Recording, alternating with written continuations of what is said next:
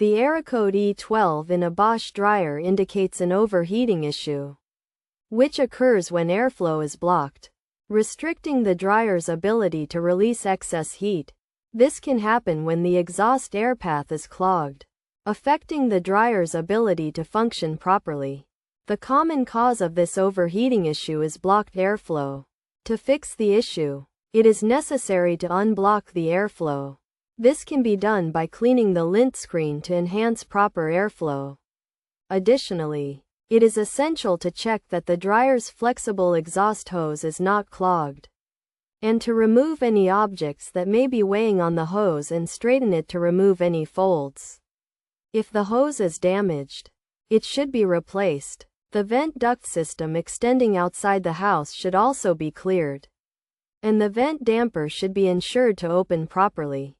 If the issue persists, it may be necessary to contact a technician to diagnose and replace the heating system if it is faulty.